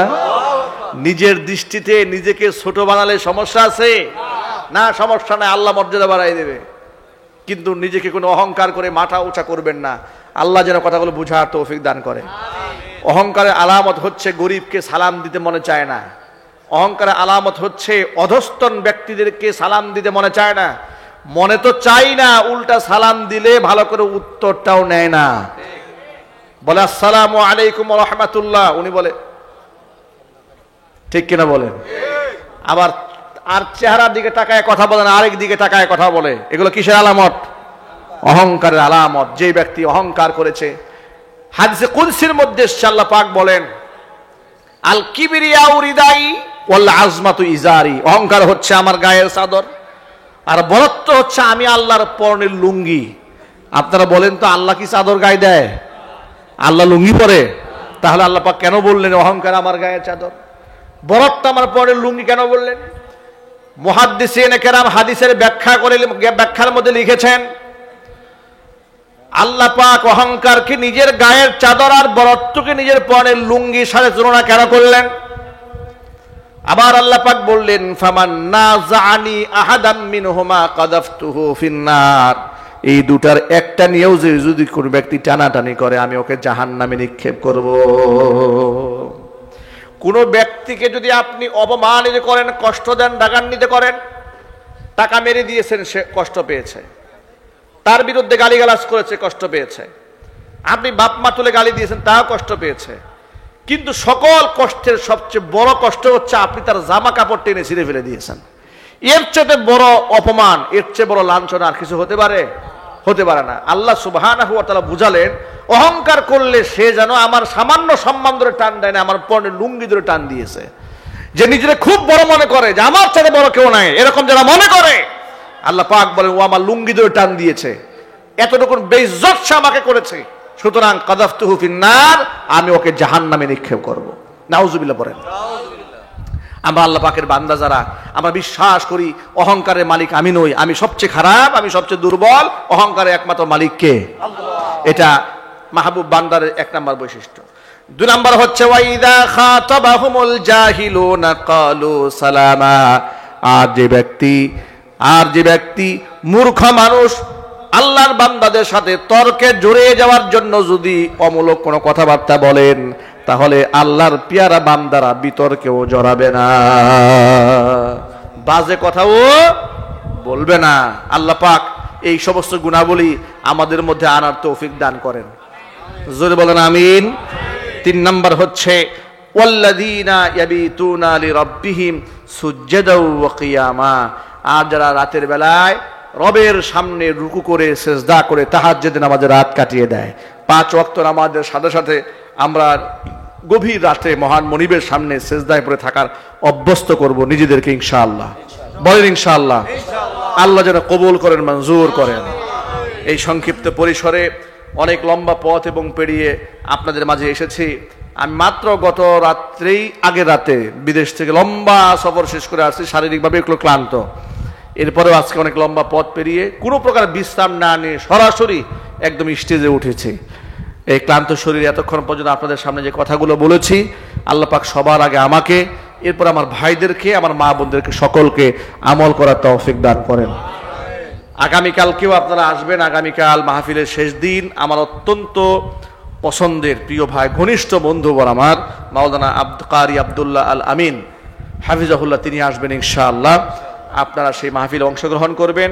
আগামীকালের মাহফিল আরও জাঁকজমকপূর্ণ হোক, চাকচিক্যপূর্ণ হোক, অসংখ্য লোকের সমাগম হোক, হেদায়েতের কথা তিনি বলবেন, আপনারা শুনবেন। আল্লাহ পাক যেন তাকেও সহি সালামতে আসার, আলোচনা করার, আপনাদেরকে শোনার, সেই অনুযায়ী আমল করার তৌফিক দান করেন। হুজুর, তরুণরা সবাই আপনার আজান শুনতে চায়, দয়া করে যদি আমাদেরকে আজান শোনাতেন তাহলে আমরা খুব খুশি হতাম। আলহামদুলিল্লাহ। এত রাতে কোন ওয়াক্তের আজান? হ্যাঁ, শর্ট হলেও শুনতে চায়। কার বুদ্ধিতে জীবনের প্রথম একটা আজান দিছিলাম, আজান দেওয়ার পর থেকে যে কি বিপদ হয়েছে। এখন দেশে বিদেশে যেখানে যায় মালয়েশিয়াতে মাহফিলে গেছি, মালয়েশিয়াতে স্লিপ দিছে, হুজুর আজানটা একটু শোনাইতে হবে। সুবহানাল্লাহ। ইন্ডিয়াতে গেছি মাহফিলে, বলে হুজুর আজান দিতে হবে। গোটা বাংলাদেশে ওয়াজ করি, ঘন্টার পর ঘন্টা কথা বলি, সাথে ছোট্ট একটা স্লিপ লাস্টে দিয়ে দেয়, হুজুর একটু আজান শোনাই দিয়ে। কি মহব্বত আজানের, সুবহানাল্লাহ বলেন। আমি মনে মনে ভাবি, আমরা আদনা মানুষ, আমাদের আজান শোনার জন্য মানুষ এরকম ব্যাকুল থাকে। হযরত বেলাল যখন আজান দিতেন, আল্লাহু আকবার বলেন, আল্লাহু আকবার, আল্লাহু আকবার,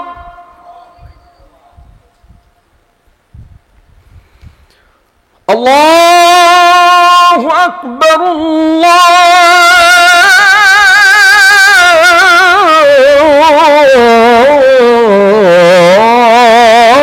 আল্লাহু আকবার।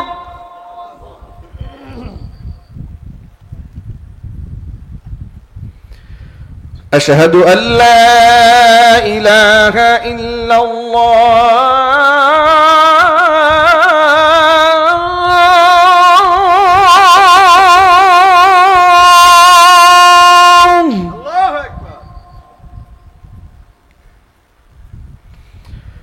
أشهد أن لا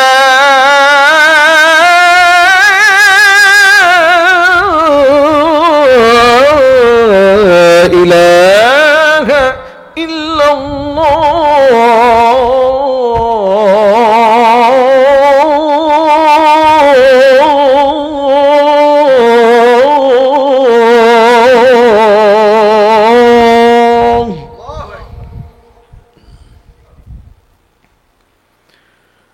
أشهد أن محمد رسول الله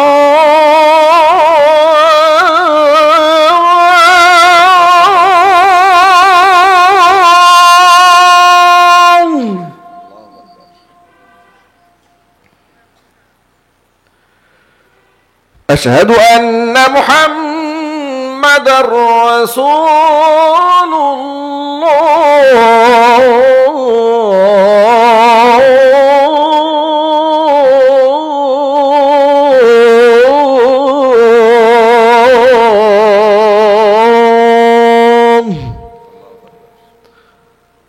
আজানের ধ্বনিটি এই গভীর রাতে এতটুকুন। এখন অনেক রাত, মাইকের আওয়াজ কয়েক কিলোমিটার দূরে চলে যাচ্ছে। যারা ঘুমায় গেছিল ফজর মনে করে লাফতে উঠছে, মনে করেছে ফজর হয়ে গেছে, আর মনে মনে ঘড়ির দিকে মনে মনে ভাবতেছে কোন মুয়াজ্জিন পাগল হয়ে গেছে। যাই হোক, আজানের প্রতি যে মহাব্বত আল্লাহ আমাদেরকে দান করেছেন, নামাজের প্রতি মহাব্বত আল্লাহ পাক আরো বাড়ায় দেন। নামাজ হবে তো ইনশাআল্লাহ? কয় ওয়াক্ত? কবে থেকে? আগামী বছর থেকে, হজ থেকে আসার পর থেকে। অনেক লোকেরা বলে হুজুর দোয়া করেন, এই হজের নিয়ত করছি তো, হজ থেকে এসে আর নামাজ বাদ দেব না। এখনই দোয়া হয়ে যাবে ইনশাআল্লাহ। সবাই বসেন। হুজুর আপনার কোরআন তেলাওয়াত শুনতে চাই, দয়া করে শোনাবেন। সুবহানাল্লাহ। এই স্লিপ একটা পর একটা আসতেই থাকবে। কোরআন তেলাওয়াত নামাজ আমাদের বয়ানের মাঝখানে হয়েছে না? হুজুর একটু শুনতে মন চায়। আর শুনতে মনে চায়? আর আসবে না ছেলে। আর আসবে না? না, এটাই শেষ।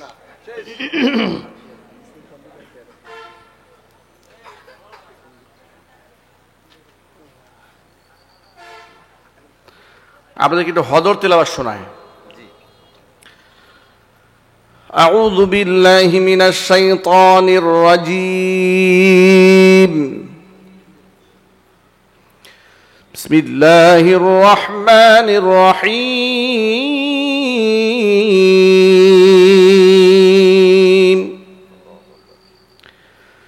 ألف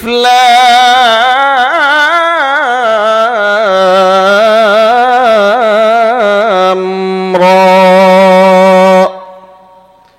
كتاب أنزلناه إليك لتخرج الناس من الظلمات إلى النور بإذن ربهم إلى صراط العزيز الحميد الله الذي له ما في السماوات وما في الأرض وويل للكافرين من عذاب شديد الذين يستحبون الحياة الدنيا على الآخرة ويصدون عن سبيل الله ويبغونها عوجا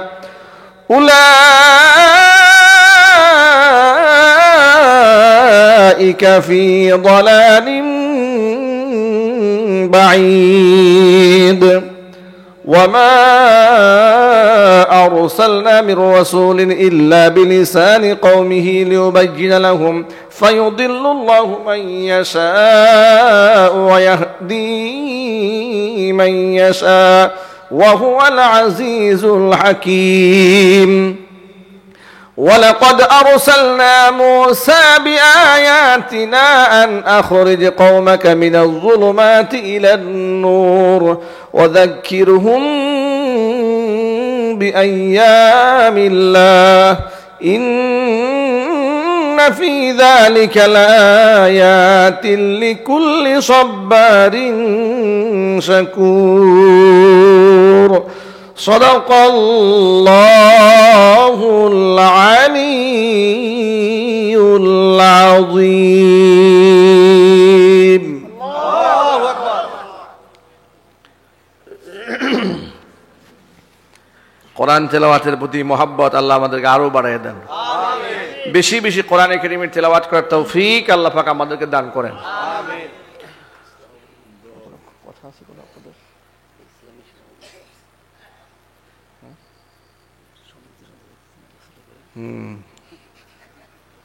আবদার শেষ হয় না এখনো দেখছেন বুঝছেন গজলের আবদার আছে এখনো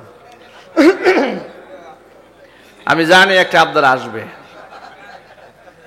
কারণ এই জাতি কিন্তু চিনি 16 বছর ধরে আবদার থাকে একটা একটা করে ধরে প্রথমে বলে এই হুজুর এটাই শেষ এরপর আরেকটা ধরে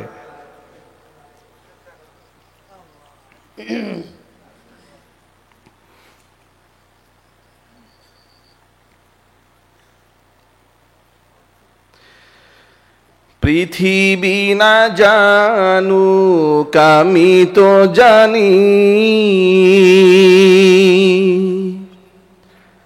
আমি কি পাপ করেছি হাই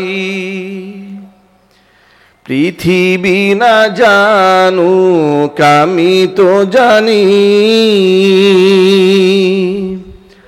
আমি কি পাপ করেছি হাই আমার পাপের করলে বিচার বাঁচার আমার নাই উপায় দয়াময় তুমি মাফ করো আমায় মাফ করো আমায় জেনে না জেনে কত যে আমি করেছি পাপ কতবার যে করেছি তাওবা কতবার অনুতাপ জেনে না জেনে কত যে আমি করেছি পাপ কতবার যে করেছি তাওবা কতবার অনুতাপ দুদিনে আবার সব ভুলে আমি মজে গেছি দুনিয়ায় মাফ করো আমায় পৃথিবী না জানুক আমি তো জানি আমি কি পাপ করেছি হায় আমার পাপীর করলে বিচার বাঁচার আমার নাই উপায় দয়াময় তুমি মাফ করো আমায়, মাফ করো আমায়, দয়াময় তুমি মাফ করো আমায়, মাফ করো আমায়।